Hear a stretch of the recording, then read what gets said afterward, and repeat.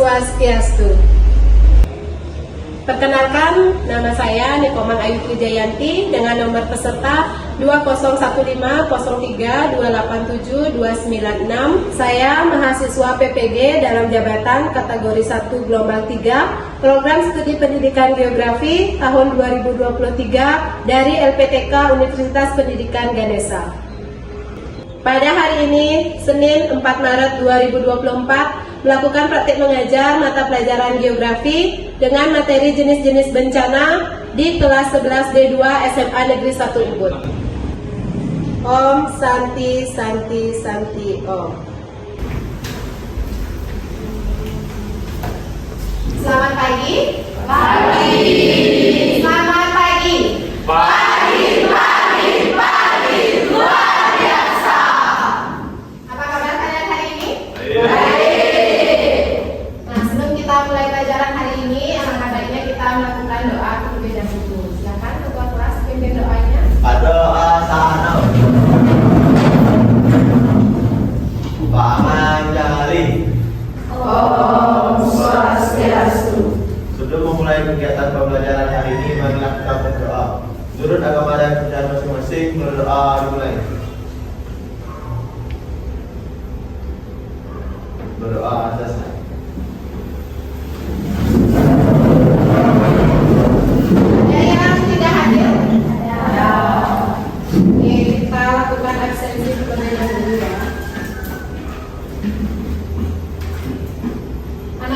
Valentina, Mirah Nanda Aprilia, Cynthia Komara Dewi, Putra Saliasa, Fania Sinta Dewi. Oke, untuk meningkatkan rasa nasionalisme kita, mari kita menyanyikan salah satu lagu wajib nasional. Untuk itu silakan kalian berdiri.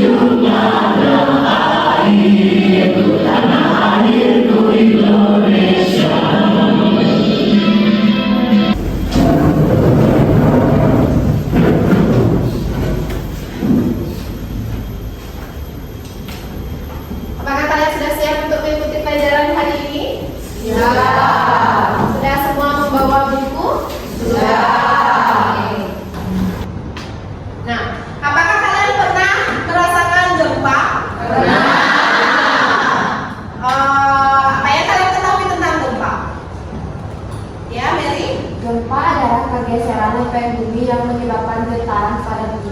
Ya, gempa itu adalah getaran ya, yang kita rasakan itu adalah berupa getaran. Nah, itu bisa disebabkan oleh pergeseran lempeng di bawah bumi, juga bisa disebabkan oleh letusan gunung. Ya, letusan gunung berapi. Kemudian, Ibu harapkan kalian yang pertama bisa menganalisis jenis-jenis bencana. Jadi seperti yang tadi ya. Ada banjir, ada tanah longsor, ada letusan gunung api. Jadi nanti kalian mampu menganalisis jenis-jenis bencana tersebut. Kemudian yang kedua, mengkategorikan jenis-jenis bencana dengan tepat. Jadi apakah bencana banjir itu termasuk bencana apa, kemudian gempa itu termasuk bencana apa. Jadi nanti kalian kategorikan bencana tersebut. Kemudian yang ketiga, menyajikan jenis-jenis bencana beserta dampaknya dalam sebuah infografis menggunakan aplikasi Canva dengan baik. Itu sudah sering kalian kerjakan ya. Ibu pasti kalian bisa membuat sebuah infografis dengan baik. Kalau kita masuk ke materi hari ini, Ibu ingin sampaikan 3 gambar. Bisa kalian simak di atas. Gambar yang pertama itu apa?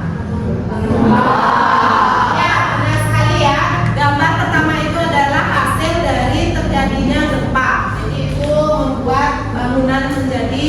rusak atau roboh. Kemudian gambar yang kedua, ya, COVID-19 atau pandemi COVID-19 itu juga merupakan salah satu wabah penyakit yang terjadi di Indonesia. Kemudian gambar yang ketiga, ya, itu adalah banjir. Saya sudah tahu banjir ya. Banjir itu adalah air yang meluap ke permukaan. Itu yang dinamakan banjir. Kemudian COVID-19 yang tadi, pandemi COVID-19 yang tadi itu apakah juga merupakan bencana? Ya. Kenapa? Ya, Saski? COVID-19 bisa disebut bencana karena dapat merugikan banyak orang. Ya, COVID-19 bisa dikatakan bencana itu karena merugikan banyak orang. Jadi, dengan kata lain, bencana itu adalah segala sesuatu yang terjadi yang bisa merugikan, kemudian merusak banyak orang atau lingkungan sekitar. Itu yang bisa dikatakan bencana. Jadi, segala sesuatu yang asal merusak dan merugikan itu sudah bisa dikatakan bencana. Sampai di sana paham?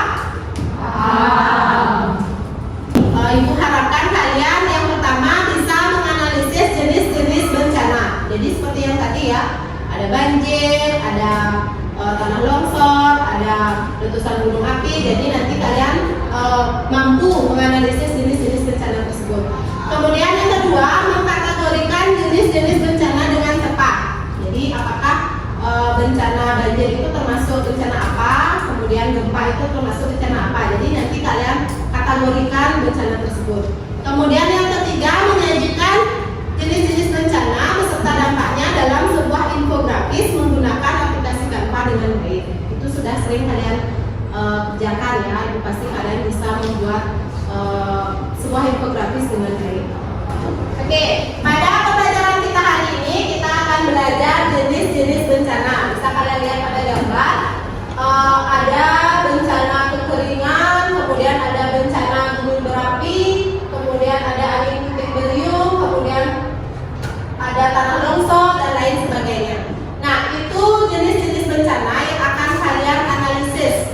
Jadi nanti kalian akan bagi menjadi 3 kelompok. Kelompok pertama itu menganalisis tentang bencana alam, kemudian kelompok kedua itu menganalisis tentang bencana hidrometeorologi, kemudian kelompok 3 menganalisis tentang bencana non alam dan bencana sosial. Jadi nanti kalian buat dalam sebuah infografis, kemudian tuangkan semua penyebab, kemudian bagaimana terjadinya, semua dituangkan dalam sebuah infografis. Paham? Oke, kalau sudah silakan kalian bentuk kelompoknya, cari kelompoknya masing-masing, 3 kelompok.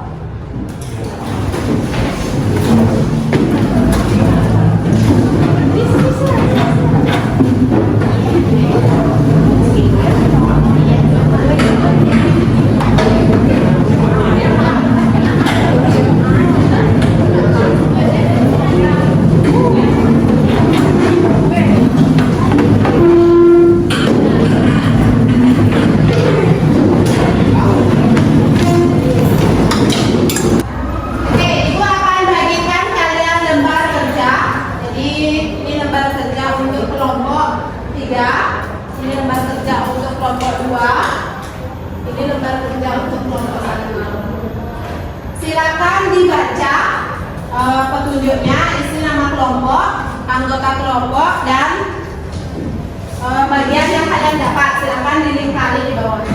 Ya, silakan dikerjakan. Kalian bencana non alam? Ya. Apa saja bencana non alamnya? Ya, pandemi COVID-19, lagi kegagalan teknologi. Nanti cantumkan ya contoh-contohnya juga. Ya.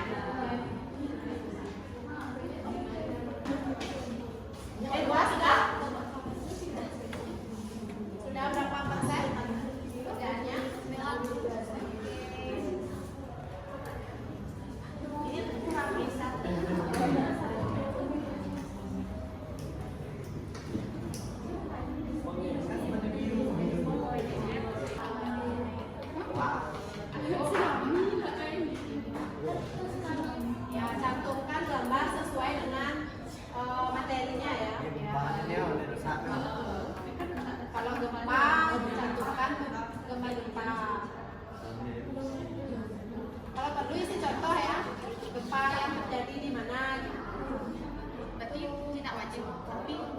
Misalkan sih, kalau ada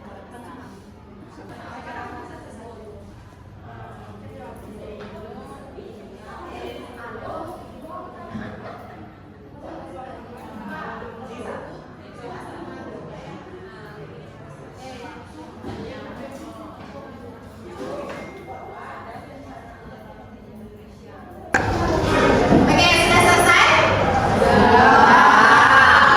Sudah siap untuk dipresentasikan?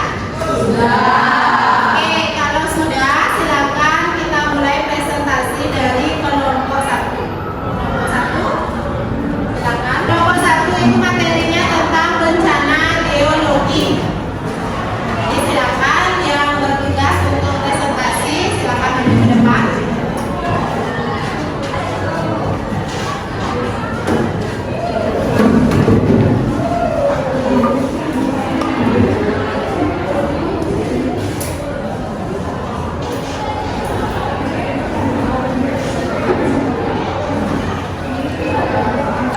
Oke, untuk kelompok 1 sudah siap? Oke, silakan presentasikan hasil kerjanya. Yang lainnya tolong perhatikan. Nanti kalau ada yang ingin ditanyakan silakan tanyakan. Ya. Baiklah, selamat siang teman-teman semuanya. Iya.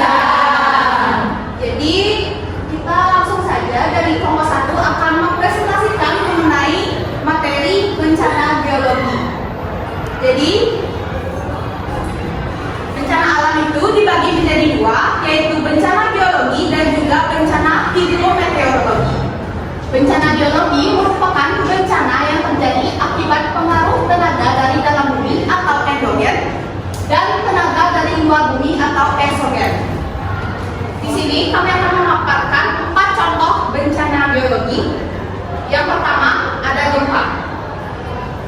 Gempa bumi merupakan gejala alamiah yang berupa gerakan goncangan atau getaran tanah yang ditimbulkan oleh adanya sumber-sumber getaran tanah akibat terjadinya patahan atau sesar akibat aktivitas tektonik, letusan gunung api akibat aktivitas vulkanik, hantaman benda langit misalnya meteor dan asteroid, dan ledakan bom akibat ulah manusia. Selanjutnya ada erupsi gunung api. Erupsi gunung api merupakan suatu proses pelepasan material vulkanik dari gunung berapi seperti batu, kerikil, pasir, lava, gas atau awan panas. Lalu juga ada abu vulkanik dan lain sebagainya ke atmosfer bumi atau bagian atas bumi dalam jumlah yang tidak tinggi. Selanjutnya akan dijelaskan oleh rekan. Dia adalah tsunami.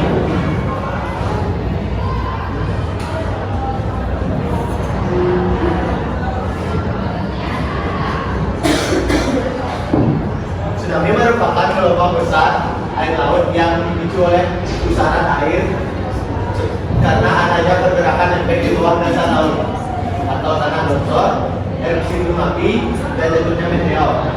Tsunami dapat bergerak dengan kecepatan yang sangat tinggi dan dapat mencapai daratan dengan ketinggian gelombang hingga lebih dari 30 meter. Proses-proses terjadinya tsunami yang pertama, titik gempa berada pada bawah bagian bumi. Terjadi patahan yang menyebabkan dasar laut naik dan mendorong volume air ke atas. Gelombang dari bawah laut bergerak dengan kecepatan tinggi. Air laut tersisa dari bibir pantai, kemudian gulungan gelombang yang bergerak menuju pantai. Kemudian akan dilanjutkan. Yang setelah dari kami, apakah ada yang ingin ditanyakan? Ada yang ingin bertanya? Silakan, Mary. Saya ingin bertanya bahwa ada yang kedua. Apa langkah yang dapat diambil untuk mencegah tanah longsor?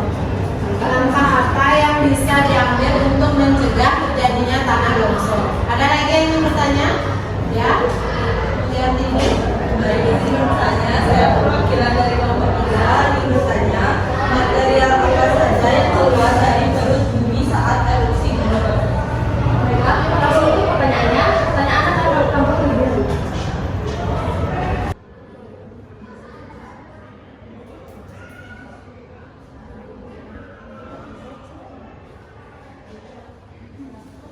Oke, sudah. Pertanyaannya, apa langkah yang dapat diambil untuk mencegah tanah longsor? Jadi, langkah yang dapat diambil untuk mencegah tanah longsor ada konversi tanah, kemudian ada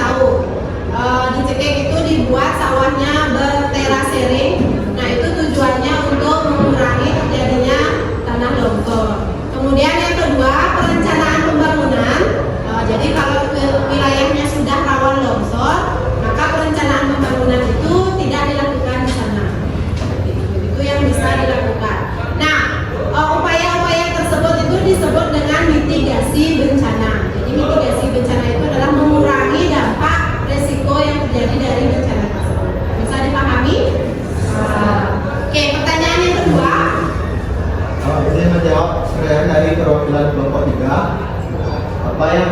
Apa saja yang keluar saat terjadi erupsi gunung api. Material yang keluar yang tentunya yang pertama yaitu lava dari perut bumi yang akan mengalir ke daratan dan berubah menjadi lahar panas. Kemudian ada gas atau awan panas, kerikil, pasir dan batuan. Bisa diterima? Oke, itu adalah material-material yang keluar dari letusan gunung berapi. Ada lava, kemudian ada lahar, kemudian ada material-material lainnya seperti pasir, batu, kerikil, dan lain sebagainya. Ya. Ada pertanyaan lagi? Ya, kalau tidak, itu beberapa bencana yang terjadi yang berdasarkan klasifikasinya itu merupakan bencana geologi. Ada yang masih ingat geologi? Apa itu geologi? Ya, geologi itu adalah ilmu yang mempelajari tentang batuan. Jadi semua bencana yang terjadi seperti longsor, kemudian letusan gunung berapi, kemudian gempa bumi, semua ini terjadi di lapisan batuan bumi. Jadi di lapisan geologi bumi. Jadi makanya dia disebut dengan bencana geologi karena terjadi pada lapisan batuan. Oke. Kalau tidak ada pertanyaan lagi, silakan diakhiri presentasinya. Baiklah, sekian presentasi dari kami tentang materi bencana geologi. Kami akhiri dengan selamat siang.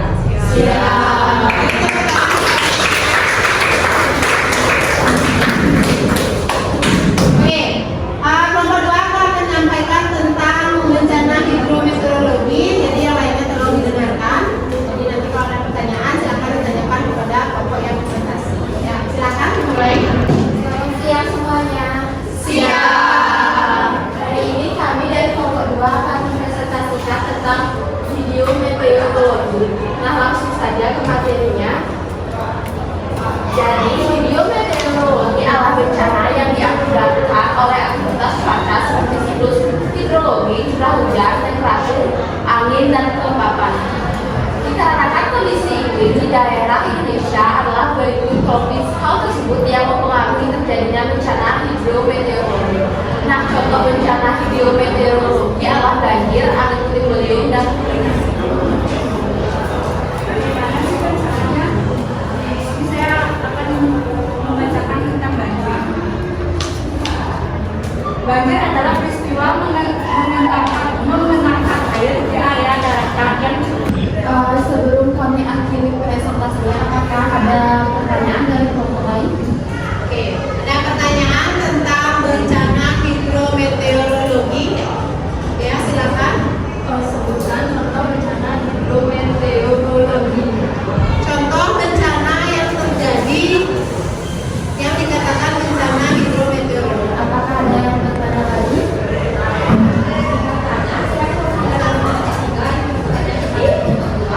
Bagaimana cara mengatasi kelompok 1 yaitu contoh bencana hidrometeorologi yaitu banjir, angin puting beliung, dan kekeringan. Bisa diterima?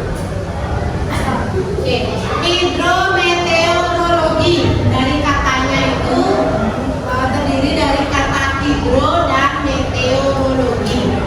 Hidro itu artinya air, kemudian meteorologi itu berkaitan dengan iklim dan cuaca. Jadi contoh dari bencana hidrometeorologi salah satunya itu adalah ada banjir, sudah pasti karena cuaca, curah hujan yang tinggi, kemudian mengakibatkan banjir. Kemudian yang kedua angin puting beliung, ya kan cuacanya ekstrim, mengakibatkan terjadinya angin puting beliung. Kemudian yang ketiga ada kekeringan karena iklimnya kering atau pas musim kemarau nya panjangan, jadi terjadi bencana kekeringan.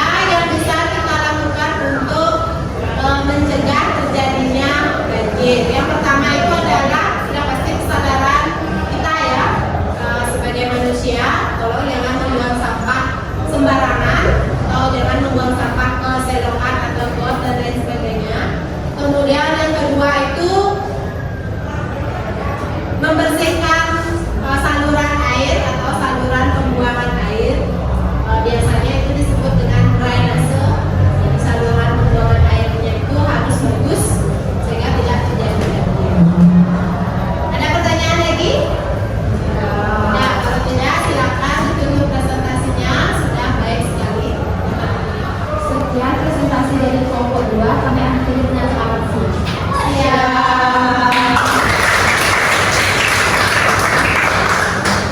Selanjutnya kelompok 3, silakan maju depan presentasikan hasil diskusi kelompoknya. Semuanya. Siap. Kami merupakan perwakilan dari kelompok 3. Di sini kami akan mempresentasikan materi yang berjudul bencana alam. Di sini saya akan menjelaskan bencana alam adalah bencana yang disebabkan oleh peristiwa atau rangkaian peristiwa non alam. Di sini ada contoh bencana alam yaitu dibagi menjadi 2. Yang pertama, kegagalan teknologi atau bisa disebut dengan insiden pesawat, jatuhnya pesawat. Dan yang kedua, epidemi dan wabah penyakit atau COVID-19. Selanjutnya, mitigasi bencana non alam, yaitu menyiapkan masyarakat secara luas termasuk aparat pemerintah khususnya di jajaran kesehatan dan lintas sektor terkait untuk memahami risiko bila wabah terjadi serta bagaimana cara menghadapinya bila suatu wabah terjadi melalui kegiatan sosialisasi yang berkesinambungan.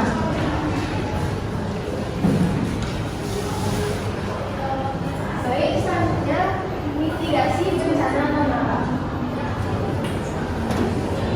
Sekian presentasi dari kami. Saya akhiri dengan selamat siang.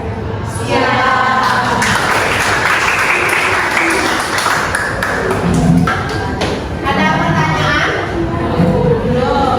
Kalian sudah paham jenis-jenis bencana yang disampaikan? Nah, oke. Sebelum kita lanjut ke asesmen formatif, kita akan melakukan ice breaking. Silakan kembali ke tempat duduknya masing-masing.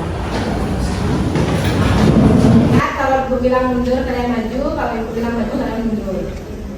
Maju, maju, mundur, mundur.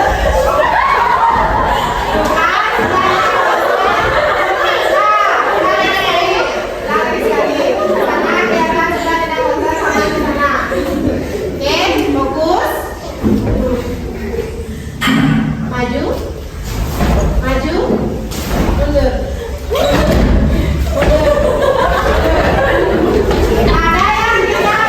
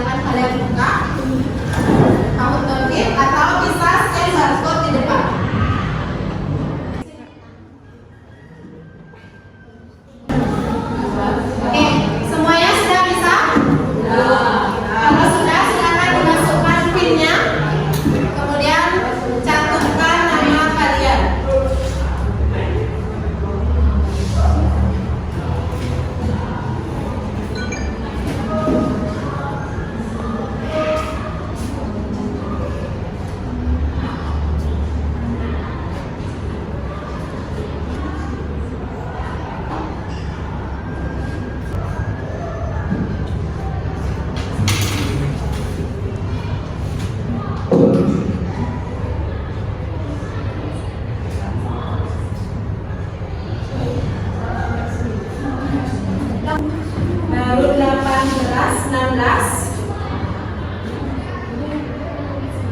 player.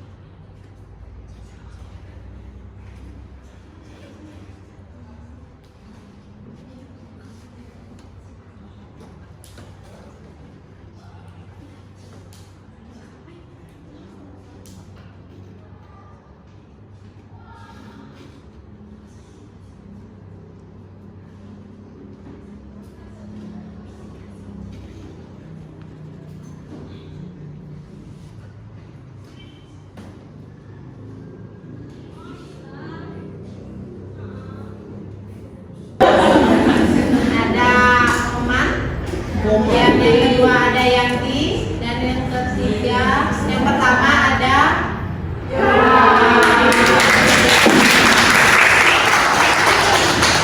Oke, itu soal-soal yang berkaitan dengan materi kita hari ini. Oke, ada beberapa siswa yang nilainya di bawah KKTP. Jadi yang nilainya kurang, silakan nanti kerjakan remedial di LMS. Jadi buka belajar ID-nya, cari remedial pada materi hari ini. Itu soalnya bisa dikerjakan di rumah sampai menemukan jawaban yang paling benar. Ya. Kemudian untuk yang sudah tuntas, Ibu akan tampilkan sebuah video yaitu tentang hutan mangrove sebagai mitigasi tsunami. Jadi mitigasi itu adalah pencegahan atau pengurangan risiko bencana tsunami. Jadi hutan mangrove itu bisa digunakan sebagai alat untuk mitigasi tsunami. Kita simak videonya bareng-bareng ya. Intrusi air laut. Tapi apa sih intrusi air laut? Intrusi air laut adalah masuknya air laut ke dalam pori-pori batuan sehingga mencemari air tanah yang terkandung di dalamnya. Nah, kalau ada mangrove, hal itu dapat dicegah. Gak hanya itu, mangrove juga memiliki kemampuan untuk menyerap dan menyimpan karbon dioksida. Kemampuannya ini dapat menyimpan karbon 3-10 kali lipat lebih banyak dibandingkan dari hutan terestrial. Nah, karbon inilah yang dinamakan blue carbon atau karbon biru. Berkat kemampuannya itu, mangrove berperan besar dalam pencegahan perubahan iklim. Banyak kan manfaat mangrove? Indonesia sendiri adalah salah satu negara yang menyimpan sejuta mangrove, hampir 25% dari. Jadi pertanyaan pertama itu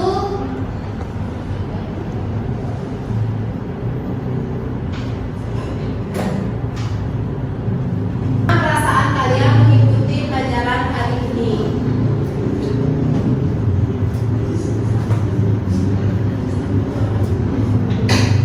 Jadi ada banyak tanggapan ya.